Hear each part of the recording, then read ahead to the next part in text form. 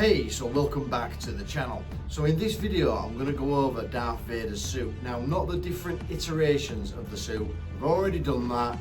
What I'm here to talk about is Darth Vader's suit and what it was like for him to wear, what advantages it gave him, and what disadvantages it gave him. Now, one thing I can kind of integrate into this video is certainly some of the disadvantages, because as somebody that cosplays Vader from time to time, I know what disadvantages there are in terms of vision, stuff like that, and just the wearing of that particular suit.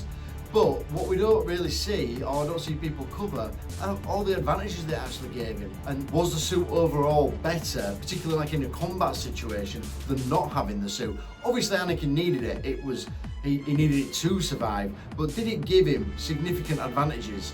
And looking into this, I actually think that there's more advantages to the suit than there are disadvantages. But with that said, let's get into the video.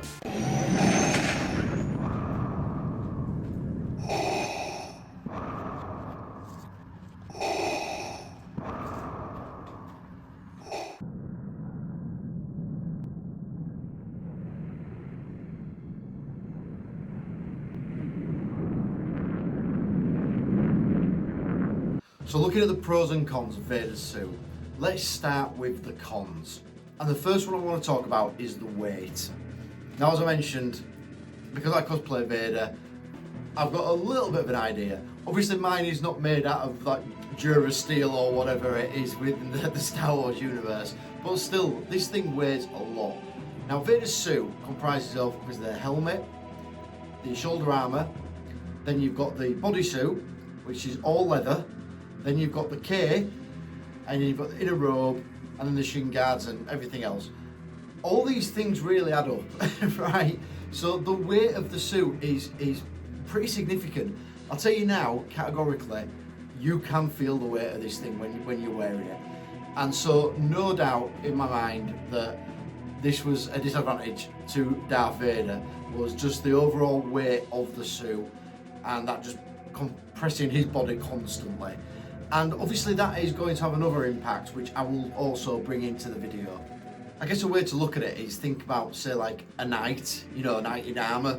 Yeah, of course, it helped protect him. There's no doubt the suit helped protect Vader, but it's weighing you down, it's heavy, and so as a consequence, that weight would grind on you.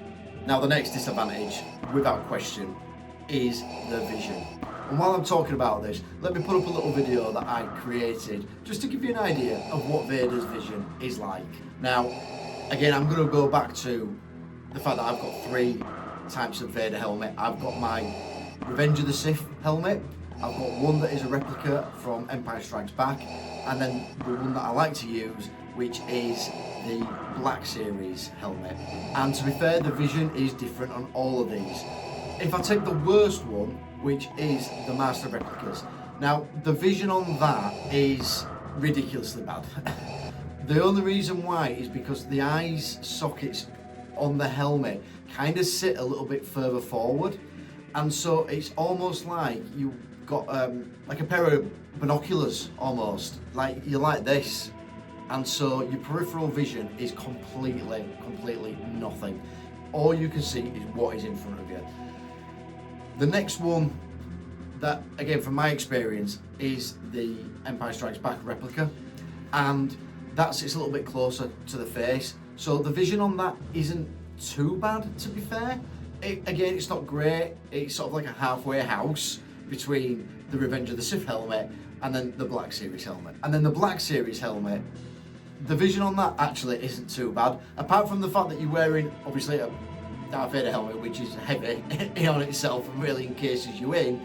The vision on that is just like you've got a pair of glasses on. Like it's like you're wearing a pair of tinted glasses, to be fair, because the lenses are up really close to your eyes. So it's not too bad in that respect. Again, when it comes down to Vader and it comes down to his ability to fight and what have you, the helmet is going to have an impact on the vision in a negative way. There's no getting around it. There's no way that I can sit here and say that having the Vader helmet on is the same as not having it on. And obviously when you've not got it on, you can see perfectly. Oh, I hope you can. I know I can. So yeah, the vision is very much compromised, and that is without question a disadvantage. And then the next disadvantage that I see Vader having is his movement. Now there's two reasons that I think his movement is compromised. The first one is the cybernetics. Now, obviously Star Wars is a super advanced society and the cybernetics are going to be extremely good. When we see that, so they almost act like a normal limb. Almost. But not quite. It still will not be as good as just having your own natural limbs. It just won't be.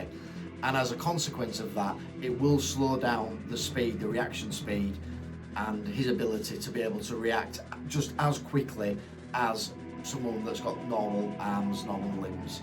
And the other thing as well is, going back to the weight, that does impact on your movement speed. The heavier you are, the slower you are. That's just physics. So, you know, those cybernetic limbs, they are going to be heavier than normal limbs, and as a consequence, they are going to be a little bit slower just in his general movement. And then the final bit that comes into the movement as well is just the construction of the armour, mainly around the shoulders, because it just prevents you from being able to lift your arms. The shoulder armour does, and there's no getting around it. I'm talking purely from a cosplay perspective here, but you cannot lift your limbs. You just can't do it. You just can't. So that is without question a disadvantage. So all in all, I can only see those as the disadvantages. If I was in a situation similar to Vader, where I could have a mobile iron lung walk around the way that he needs this suit, or I'm stuck to a Bacta tank, I would choose the suit. Hell, I'll wear it for fun, so of course I would. But anyway, let's get on to the pros.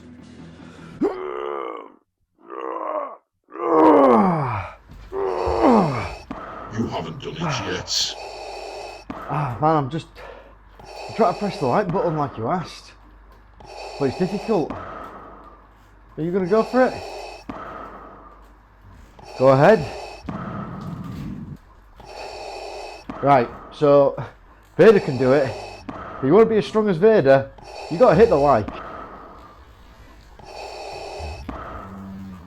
So on to the advantages, and the first one we're going to talk about is the mechanical strength that he gets from his robotic arms and his robotic legs. And we see that his robotic legs are attached at the knee, so it's his knee joint and down, and his forearm onto his hand. Now let's focus on that, on the hand to start with, because Vader's strength will have come from hydraulic pressure.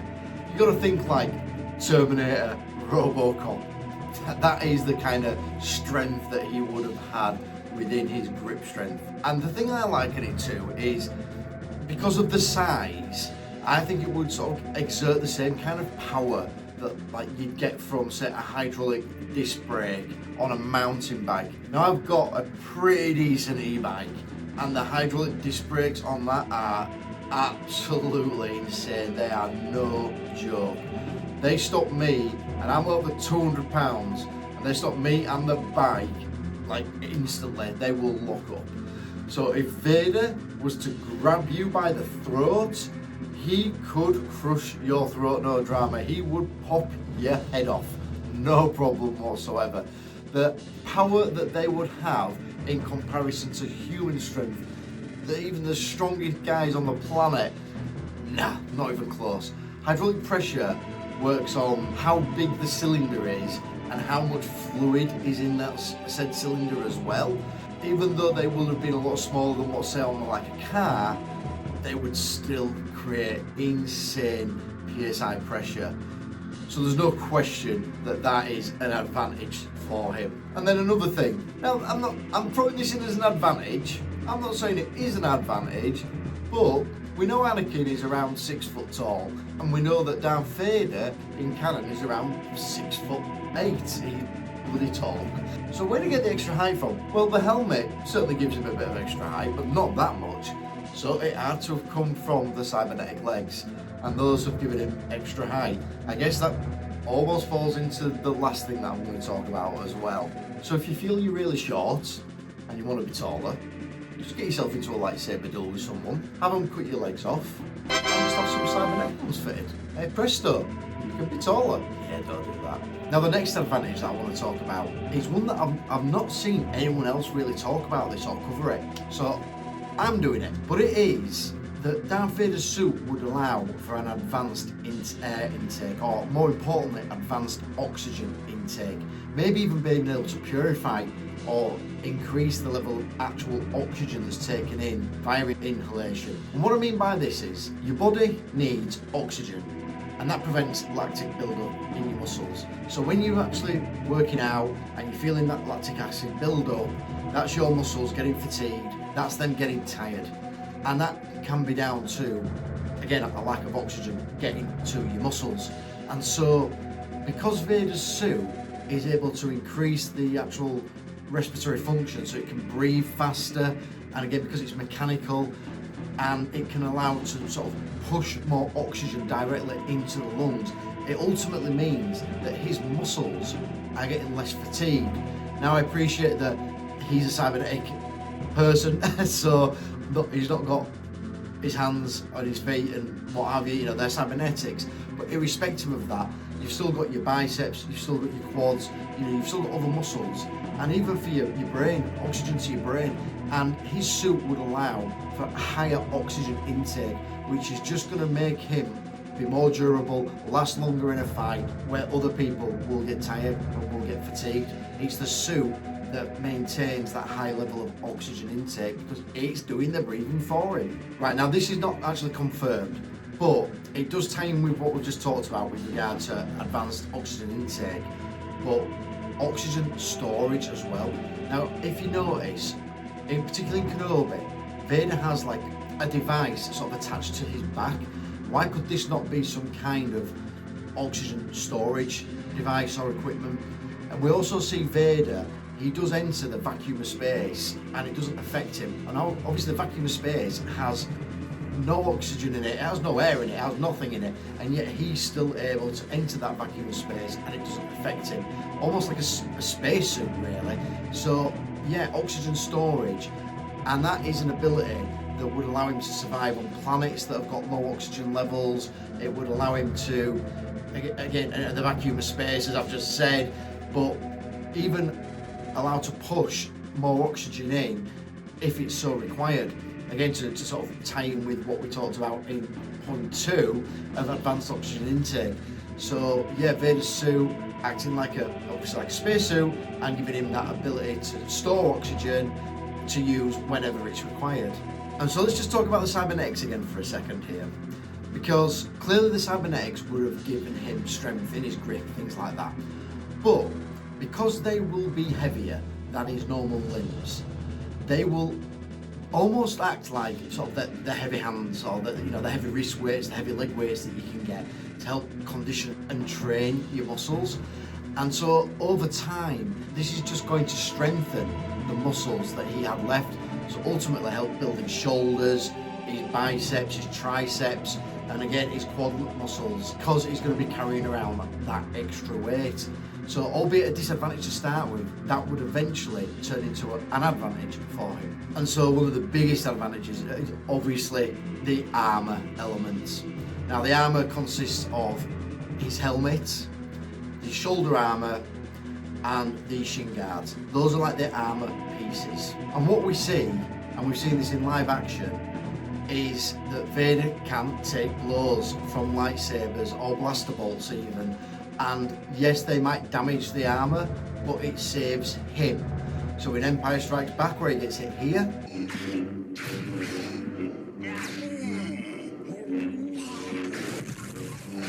and even in the Kenobi series, where he gets severely cut here,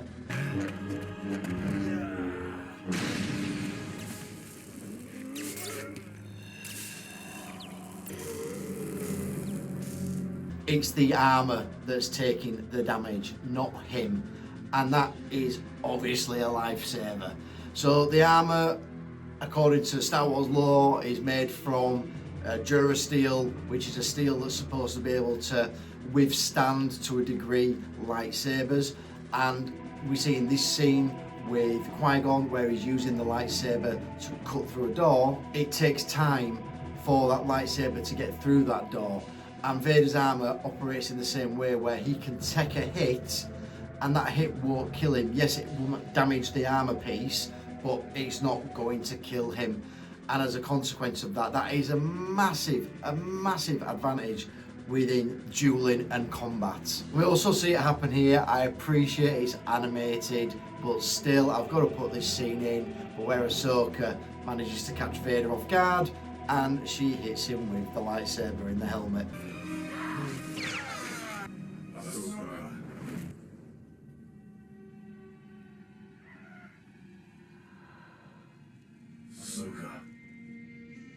Anakin.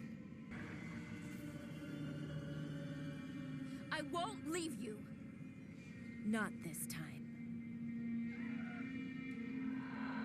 Now the final thing, and this is probably my favourite thing, but it's a more psychological thing. It's intimidation.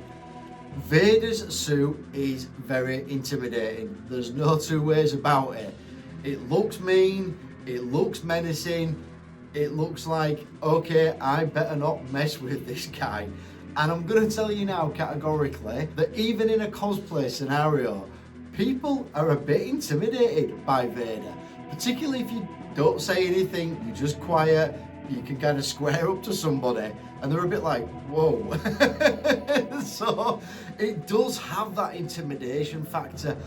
And putting that into, obviously, I'm talking about it from a cosplay perspective here for a second, but putting that into, you know, the movies and obviously the Star Wars universe, you've got to think that nobody knew who Vader was. He's just this big dude who's got the Force and he can literally Force choke you from a distance, from wherever he likes, and you don't see him. He's just wearing this menacing costume.